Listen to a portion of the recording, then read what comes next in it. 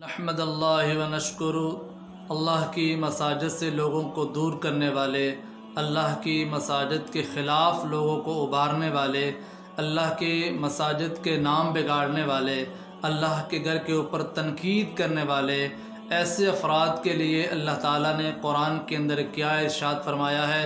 سورہ بقرہ آیت نمبر 114 کا ترجمہ اپنے قرآن سے ضرور پڑھیں اور پھر اپنے ضمیر سے فیصلہ کریں کہ کیا ہم نے کسی کی مسجد کے اوپر کوئی الزام لگا کے، کسی کی مسجد کو برا بھلا کہہ کے ہم کس طرف جا رہے ہیں، اور اللہ کے قرآن کے اندر ہمارے ساتھ کیا وعید آئی ہے۔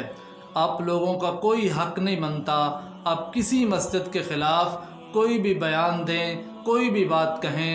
ان المساجد للہ، مسجدیں سارے اللہ کے گھر ہیں، یہ کبھی حق نہیں پہنچتا کہ آپ اپنی مسجد کو مسجد قباء کا درجہ دیں اور دوسری کسی مسجد کو مسجد درار کہیں، اپنی مسجد کو آپ دوسری مساجد سے اعلیٰ کہیں اور دوسری مساجد کو آپ مسجد ہی تسلیم نہ کریں۔ سارے گھر اللہ کے ہیں اور اللہ کے گھر کو اللہ کا گھر رہنے دیجئے۔ آؤ سنو اللہ نے کیا ارشاد فرمایا ہے۔ وَمَنْ أَظْلَمُ مِمَّنْ مَنَعَ مَسَاجِدَ اللَّهِ أَنْ يُذْكَرَ فِيهَا اسْمُهُ وَسَعَى فِي خَرَابِهَا، اور اس سے بڑا کون ظالم ہے جو اللہ تعالیٰ کے نام کو، اللہ تعالیٰ کے ذکر کو اللہ کے گھر سے روکے، لوگوں کو منع کرے۔ أُولَٰئِكَ مَا كَانَ لَهُمْ أَن يَدْخُلُوهَا إِلَّا خَائِفِينَ، یہ لوگ بغیر خوف کے اللہ کی مساجد میں داخل نہیں ہو سکتے۔ اگر ان کو اللہ کا خوف ہوگا تو پھر یہ لوگ مساجد کے اندر آئیں گے، اگر ان کو خدا کا خوف ہی نہیں تو یہ اللہ کے گھر سے لوگوں کو منع کریں گے، یہ ویران کرنے کی کوشش کریں گے، اور یہ کسی مسلمان کا حق نہیں ہے۔ ایک مسجد کو ویران کرنے کی کوشش کی جائے، دوسری مسجد کو آباد کرنے کی کوشش کی جائے۔